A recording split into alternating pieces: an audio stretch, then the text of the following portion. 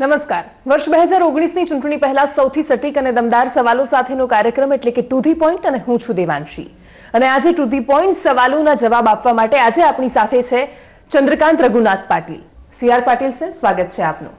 અને સૌથી પહેલો પ્રશ્ન, પાછળ આજે આખું પાર્લામેન્ટનું સ્કલ્પચર, આખું સાંસદનું એટલું સરસ નિરૂપણ કર્યું છે, પણ 2019ની જ્યારે ચૂંટણી આવી રહી છે, લોકો હિસાબ માંગશે કે આ પાર્લામેન્ટમાં જઈને શું કર્યું તમે, ત્યારે કયા મુદ્દાઓ સાથે લોકોની વચ્ચે જશો હવે?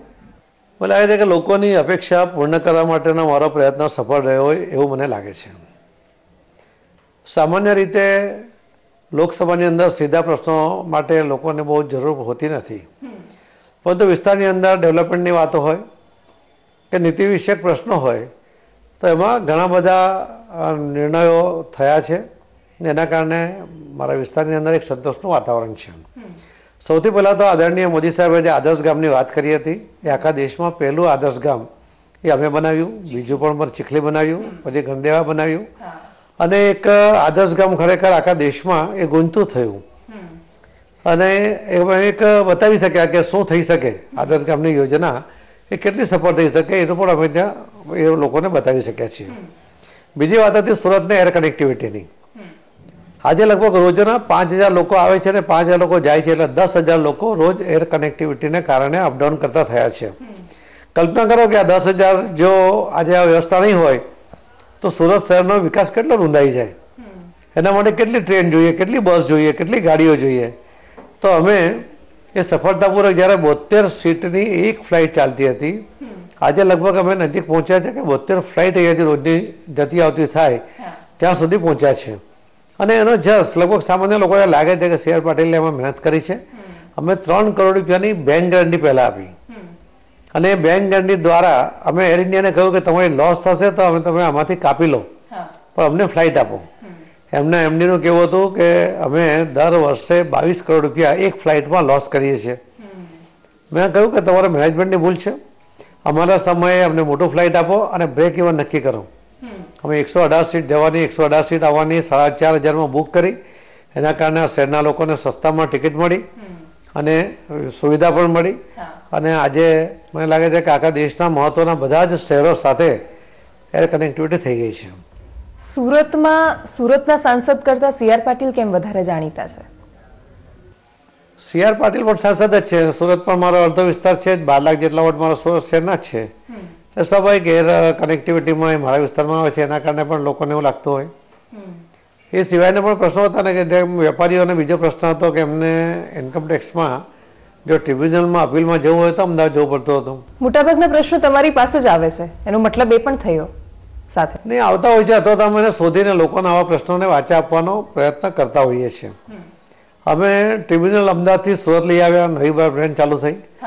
આખા ગુજરાતમાં 14,000 કેસો હતા અપીલના, એમાંથી 4,000 તો દક્ષિણ ગુજરાતના હતા. 4,000 તમારા સુરતમાં આવી ગયા. એના કારણે અહીંયાના વકીલો, ચાર્ટર્ડ એકાઉન્ટન્ટને પ્રેક્ટિસ માટે એમને કામ મળ્યું. અહીંયાના લોકોને અમદાવાદ સુધી જવાનું બંધ થયું, અને એના કામમાં, એના નિકાલમાં ઝડપ આવી. સારું પરિણામ પણ બધાને મળ્યું. અહીંયા બેન્કો માટે પણ જે ઝોનલ બ્રાન્ચ, એના માટે 50 કરોડથી વધારે લોન જોઈતી હોય તો અમદાવાદ જવું પડતું હતું. અમે અહીંયા ઇન્ડિયા બેંકની પણ એક ઝોનલ બ્રાન્ચ ચાલુ કરાવી. એના કારણે મોટા વેપારીઓને જે મોટી લોનની જરૂર હતી તે પણ પૂરી થઈ. અમે મુદ્રા બેંકની હતી કે સૌથી પહેલાં અમે જે અલગ અલગ યોજનાઓ હતી, અને સુકન્યા સમૃદ્ધિ યોજના, એમાં અમે અલગ અલગ ગામોમાં એનો પ્રચાર શરૂ કર્યો. અને જ્યાં કેટલાક લોકો પહોંચી નહીં વળી શકતા હતા ત્યાં અમે NGO દ્વારા કે અમે પોતે પણ મદદ કરીને એના આખા ગામમાં ને ગામ. પ્રધાનમંત્રીએ પણ સરાહના કરી એની. હા, એમણે ઉજ્જવલા યોજનાની સરાહના કરી, બીજી પણ યોજના કરી. ઉજ્જવલા યોજનામાં પણ નવસારી આખા દેશમાં પહેલો ગુજરાત સરકાર દ્વારા જાહેર થયો સ્મોકલેસ. તો એ ફક્ત સરકારની યોજના એ સિવાય BPL કાર્ડ માટે હતી, પણ એ સિવાયના જે ગરીબ લોકો હતા એને પણ અમે વ્યવસ્થા કરી, અને એના કારણે અમે નવસારી જિલ્લાને સ્મોકલેસ જાહેર કરાવી શક્યા. મને લાગે છે કે અમારા જીવનનું એક એચિવમેન્ટ છે કે જે PM સાહેબનું સપનું છે કે ધુમાડા રહિત બહેનોનો જે તરફ દૂર થાય, તો એ BPL સુધી પહોંચતા હતા. અમે APLને પણ એમાં કવર કર્યા, ગરીબ લોકોને પણ કવર કર્યા, અને એક સંતોષનું કામ અમને થયું છે. પ્રશ્ન એ છે કે જયાપુર સુંદર ગામ બની શકે છે, ચીખલી બની શકે છે, ગણદેવા બની શકે છે, નવસારી જિલ્લો આખો થઈ શકે છે, તો ગુજરાતનો બાકીનો વિસ્તાર કેમ નહીં? કેમ સાંસદો પ્રેરણા નથી લેતા? તો પછી તમારી આસપાસના તમારા મિત્રો પોતપોતાની રીતે કામ કર્યું છે. બધા સાંસદોએ આખા દેશમાં બધાએ પોતાની રીતે કામ કર્યું છે. બધાની કામ કરવાની રીત અલગ હોય છે. અમે ટાર્ગેટેડ રહ્યા અને પાછળ પડીને એને પૂરું કર્યું એટલે પરિણામ દેખાયું. બાકી કોઈ કામ નથી કર્યું એવું નહીં કહી શકાય. મેં એકલા નથી કર્યું. 3 ગામ લેવાના હતા દત્તક અને ગુજરાતમાં છેલ્લે જ્યારે 3rd ફેઝ આવ્યો ત્યારે 4 સાંસદ એવા રહ્યા કે જેમણે એ ગામ લીધા. બાકીના સાંસદો કેમ નથી કરી શકતા? એ અલગ કોઈ રીતે વિકાસ કરતા હશે તો એમની કામ કરવાની પદ્ધતિ કોઈ વિશિષ્ટ હશે એટલા માટે કદાચ નહીં લીધા હોય. અમે તો જે યોજના છે એની જે ગાઈડલાઈન છે એ પ્રમાણે કામ કરીએ છીએ. હું પોતે એટલા માટે અમે એ આધારે ચાલીએ છીએ. 2019માં નવસારીમાં તો કદાચ અને સુરતમાં તમારું સારું એવું પ્રભુત્વ છે, પણ સુરત સમૃદ્ધ આખું શહેર ગણાય છે, એમ પણ આટલો સારો સુંદર વિસ્તાર છે. તો આ બધાની વચ્ચે ભારતીય જનતા પાર્ટીએ વધારે મહેનત નહીં કરવી પડે? બાકી બધા મુદ્દાઓને જોતા અત્યારે જે ગુજરાતમાં ચાલી રહ્યા છે, સુરતમાં હોય કે આખા દેશમાં કોઈ પણ જગ્યાએ હોય, ભારતીય જનતા પાર્ટી ઇલેક્શનને એટલું જ મહત્વ આપે છે જે સામાન્ય રીતે આપવું જોઈએ. અને એટલા માટે દરેક પાસાઓને ધ્યાનમાં રાખીને પાર્ટીની તૈયારી ખૂબ પ્લાનિંગથી થઈ જ છે. અહીંયા પણ થઈ છે. બાકીના વિસ્તારોમાં જે થાય છે એ તો અહીંયા પણ થઈ છે. બાકીના જે કાર્યક્રમો આખા દેશમાં અપાયા છે તે સુરતમાં પણ અપાયા છે. એટલે નવસારી મારા વિસ્તારમાં પણ અપાયા છે અને એની પર પણ કામ થઈ રહ્યું છે. પ્રધાનમંત્રી અહીંયાથી જ શરૂઆત કરી, નવસારીથી આવ્યા, ફરીથી આવી રહ્યા છે. તો આ બધા કાર્યક્રમો પાછળનો એમનો હેતુ શું છે? જે આદિવાસી પટ્ટો જે હજુ કદાચ ભારતીય જનતા પાર્ટી સાથે નથી એમને લેવાનો? પ્રધાનમંત્રી જ્યારે હમણાં સુરતમાં આવ્યા હતા ને ત્યારે એમણે દાંડી ગયા હતા. દાંડી એક ઐતિહાસિક સ્થળ છે. મહાત્મા ગાંધીજીએ કદાચ પોતાના જીવનમાં કરેલા સત્યાગ્રહો પૈકીનો એક આક્રમક સત્યાગ્રહ કહી શકાય અને એક સફળ સત્યાગ્રહ કહી શકાય એ દાંડી છે. પરંતુ કોંગ્રેસે એને વિસારે પાડ્યું હતું. એનું ક્યારેય એને ડેવલપમેન્ટ નહીં કર્યું. મોદી સાહેબે સરકાર બનતાની સાથે જે આવા પેન્ડિંગ પ્રોજેક્ટો હતા તેની પર ધ્યાન આપ્યું, એને ફંડ પણ આપ્યું, પોતાના પ્લાનિંગમાં થોડા ફેરફાર પણ કરાવ્યા અને એને જમીન પર ઉતાર્યો. અમે એનું ફોલોઅપ કર્યું અને આજે પરિણામ આવ્યું. કદાચ રોજના ત્યાં 4 થી 5 હજાર લોકો આજે વિઝિટ કરે છે. શનિવારના રવિવારે 25,000 લોકો ત્યાં વિઝિટ કરે છે. તો આટલો મોટો એક પર્યટનનું સ્થળ એક દક્ષિણ ગુજરાતને મળ્યું, મારા વિસ્તારમાં, દાંડી જેવા વિસ્તારમાં કે જ્યાં ક્યારેય કોઈ ફરકતું નહોતું, ત્યાં આજે આટલા લોકો આવતા થયા. એના કારણે રોજગારીની તકો ઊભી છે. એક ઐતિહાસિક સ્થળ જે હતું એનું મહત્વ પણ એને એ રીતે મળ્યું છે. તો એ એના માટે આવ્યા હતા. કોઈક આદિવાસી વિસ્તાર કે કોઈકને ટાર્ગેટ કરીને બિલકુલ નહોતા આવ્યા. એના માટે જરૂર નથી. એમણે સુરત શહેરને ઇન્ટરનેશનલ એરપોર્ટ જે વર્ષોથી એમણે પોતે કહ્યું હતું, આ જે એરપોર્ટ બન્યું છે એ પણ એમણે મુખ્યમંત્રી તરીકે બનાવ્યું હતું. તમે પ્લેન રોકો આંદોલન કર્યું હતું એનું કદાચ આ પરિણામ? પ્લેન રોકો આંદોલન જ્યારે અમે કર્યું ત્યારે તો એનું પરિણામ આવ્યું જ નહોતું. ત્યારે કોંગ્રેસની સરકાર હતી. પરંતુ મોદી સાહેબની સરકાર બની અને ત્યારથી અમે એને ફોલોઅપ કર્યું અને એમાં જે અડચણો હતી કે દાખલા તરીકે CMDએ કહ્યું એર ઇન્ડિયાના કે અમે 22 કરોડ રૂપિયા લોસ કરીએ છીએ, બીજી ફ્લાઇટ નહીં આપીએ. તો અમે રસ્તો કર્યો. અમને વિશ્વાસ હતો કે સુરત શહેરમાંની જરૂર છે અને કન્વિન્સ નહીં કર્યા. અમે જવાબદારી લીધી કે લોસ થશે તો પૈસા અમે આપીએ છીએ. અમે બેંક ગેરંટી આપીને અમે એડવાન્સમાં બેંક ગેરંટી આપી અને સુરતની ઇન્ડસ્ટ્રી એમને સપોર્ટ કર્યો અને એમણે પોતે બેંક ગેરંટી તરીકે પૈસા 3 કરોડ રૂપિયા જમા કરાવ્યા. અમે સુરતથી મુંબઈની ફ્લાઇટ માટે પણ 75 લાખ રૂપિયાની બેંક ગેરંટી આપી સ્પાઇસ જેટને અને એ પણ ફ્લાઇટ ચાલુ થઈ. ત્યાર પછી તો કોઈ અમારી પાસે બેંક ગેરંટી લેવા તૈયાર નહોતું. એટલા માટે કે એ ટિકિટના દરમાં બંધાઈ જતા હતા અને એટલા માટે એમણે પછી પોતાની રીતે ચાલુ કરીને આજે સફળતાપૂર્વક બધી જ એરલાઇન્સ ચાલી રહી છે.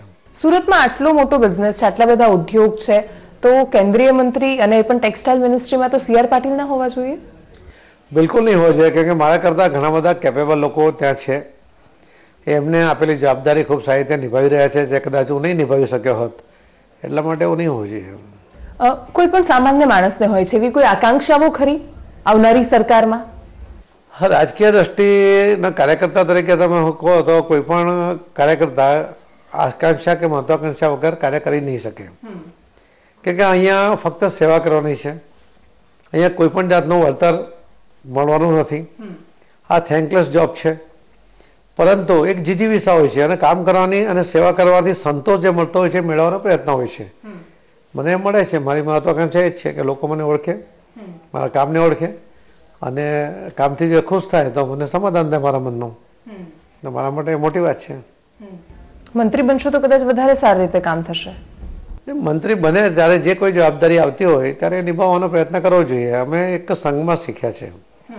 સંઘમાં એવું કહેવામાં આવે છે કે તમે સક્ષમ છો એટલા માટે આ જવાબદારી માંગવાનો પ્રયત્ન ક્યારેય નહીં કરવો જોઈએ, પરંતુ તમને આપેલી જવાબદારી તમે નિભાવવા માટે સક્ષમ બનો, આ માનસિકતા હોવી જોઈએ અને અમે એનો અમલ કરીએ છીએ.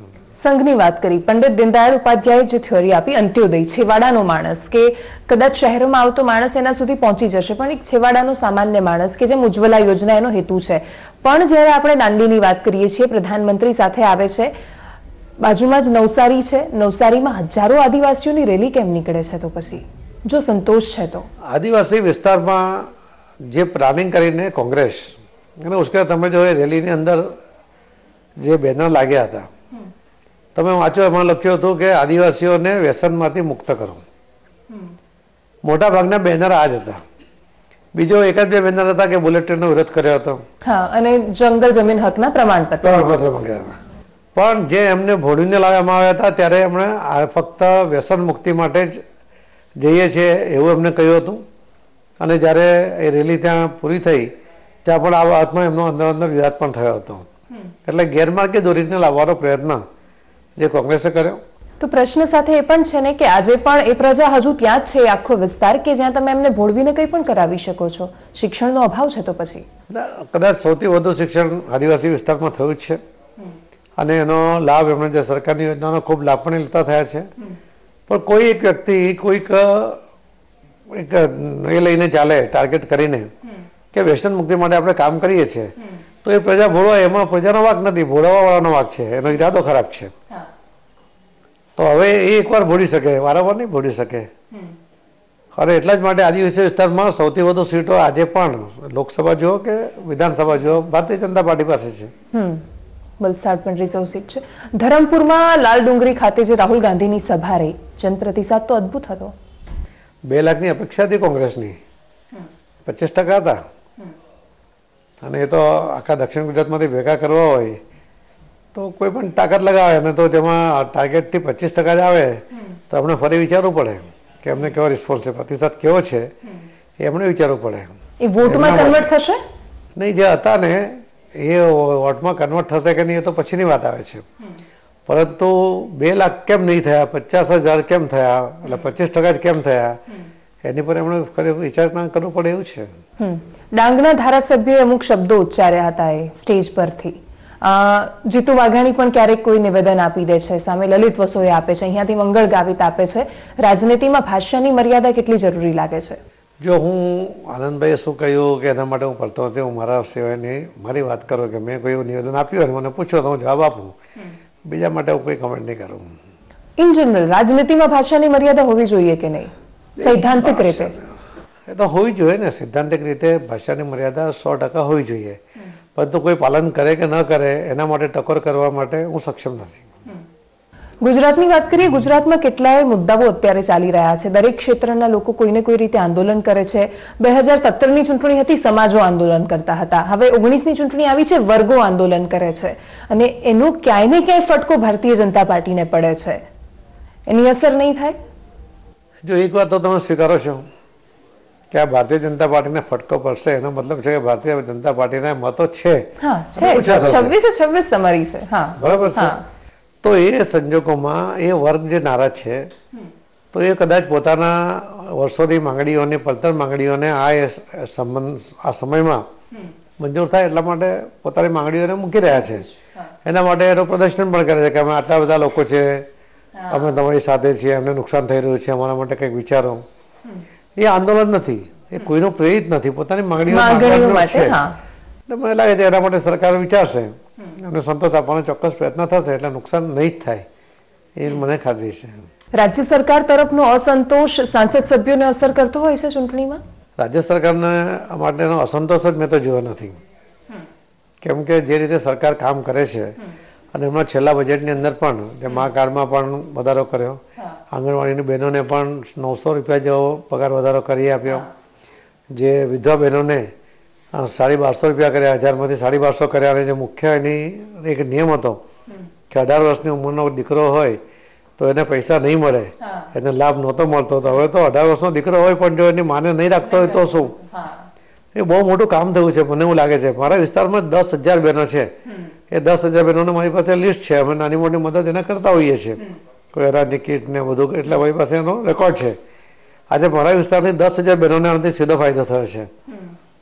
અમને એનો આનંદ છે કે રાજ્ય સરકારે આવો સરસ નિર્ણય કર્યો છે, રૂપાણી સાહેબે લીધો છે. રાજનીતિમાં કામની સાથે સાથે એક છબી પણ કામ કરતી હોય છે. ભૂતકાળમાં બેંકને લઈને તમારા પર જે આરોપ લાગ્યા, કદાચ એનું કારણ છે કે હજી સુધી તમને મંત્રીપદ નથી આપી શકી સરકાર? જો કોઈ આરોપ લાગવા અને સફળ અને સાબિત થવા બંનેમાં બહુ ફરક હોય છે. હા, છબીને નુકસાન કરી દેતા હોય છે. ચોક્કસપણે મારી બેંકની લોન હતી, મેં લોન જ હતી એટલે મારે વ્યાજ સાથે ભરવાની હતી. મેં પૂરી લોન વ્યાજ સાથે ભરી છે. સુપ્રીમ કોર્ટના ઓર્ડરથી મને મારા બધા જ પેપર 7 દિવસમાં આપવાનો ઓર્ડર પણ કરેલો હતો. હાઈકોર્ટે મારા કેસમાં ચાર્જશીટ પણ નહીં થયો અને મને એમાંથી મુક્ત કરી દીધો. પરંતુ વાતાવરણ બગડતું હોય છે, એના કારણે નુકસાન થતું જ હોય છે. પણ મને એવું લાગે છે કે મહદ અંશે આ લોકોને એક વિશ્વાસ થયો જ છે કે મેં લોન લીધેલી હતી. કોઈ પણ સંજોગોમાં કદાચ હું લેટ થયો હોઈશ પણ મેં પૂરી વ્યાજ સાથે ભરી છે, એટલે હું નિષ્ઠાપૂર્વક એ ભરવા માંગતો હતો. મારો એમાં બીજો કોઈ ઈરાદો નહોતો. એનાથી પણ લોકોને સંતોષ છે. 2009માં કદાચ કેટલાક લોકોએ મને આ પ્રશ્ન પૂછ્યો હતો લોન ભરાયા છતાં, પણ તો હવે નથી પૂછતા. તો મને એવું લાગે છે કે એ છબી હવે પાછી થઈ ગઈ છે. ઓકે, કેન્દ્રના મુદ્દાઓની વાત કરીએ. અહીંયા આવ્યા ત્યારે લોકો જે રીતે તમને સવાલ માટે આ લોકો હતા, જે કામ થઈ રહ્યા હતા એ દેખાયું, પણ જ્યારે લોકો વોટ આપવા જતા હોય છે ત્યારે એક માહોલ આસપાસ જુએ છે અને એ માહોલ માટે જ આટલી બધી રેલીઓ થતી હોય છે. જે રીતે કોંગ્રેસ સ્ટેન્ડ લઈ રહી છે કેન્દ્રમાં, ઉત્તર પ્રદેશથી લઈને ગુજરાત સુધી એમનું સ્ટેન્ડ બદલાયું છે. રાફેલ જેવો મુદ્દો કે જે કોર્ટ જે એમાં ક્લીન ચીટ આપે છે છતાં પણ આટલો બધો ગજબવામાં એ લોકો સફળ રહી જાય છે. રામ મંદિરને લઈને કોંગ્રેસ હવે ભાજપને સવાલ કરે છે. આ બધી પરિસ્થિતિઓ બદલાઈ કેમ ગઈ? પોલિટિકલ પોતાના ફાયદા માટે કોંગ્રેસ કોઈ પણ સ્તર પર જઈ શકે એમ છે. સુપ્રીમ કોર્ટના ઓર્ડર પછી પણ રાફેલનો મુદ્દો લઈને ચાલવાનો પ્રયત્ન જે કર્યો છે, એમને કદાચ એમને પોતે કોંગ્રેસ અને કોંગ્રેસના એમના જે નેતાઓ, મુખ્યત્વે ગાંધી કુટુંબના, એમની ઉપર જે આવા આક્ષેપો થયા છે, તો એ આક્ષેપો એટલે એમની પોતાની લાઈન તો મોટી કરી શકતા નથી, એટલા માટે બીજાની ટૂંકી કરવાનો પ્રયત્ન કરે છે. પરંતુ આ દેશના લોકો સમજે છે કે સુપ્રીમ કોર્ટે જ્યારે ઓર્ડર કર્યો હોય અને ક્લીન ચીટ આપી હોય ત્યારે એને પોતાના તરફ પણ આંગળીને ચીંધાયની બધી જ કાળજી લઈને આપી હોય. પણ ત્યાર પછી ગોબેલ્સનો જે પ્રચારનો નિયમ છે એને કદાચ કોઈ સલાહકારે કહ્યું હશે કે તમે બોલતા રહો, પણ એમાં એમનું જ ઓછું થઈ રહ્યું છે. એટલે કોંગ્રેસના નેતાઓ ભાજપ માટે સામાન્ય રીતે કહેતા હોય છે કે જોરથી બોલો ને જુઠ્ઠું બોલો. નહીં, શું કહેવું ને કરવું. તમે રાફેલના મુદ્દાની વાત કરો છો, તમે પોતે એવું કરી શકશો જ કે આમાં કોઈ પણ જાતનો ડીલ નહીં થયો, કારણ કે સુપ્રીમ કોર્ટનો જજમેન્ટ પર તમારે આધાર રાખવો જ પડે.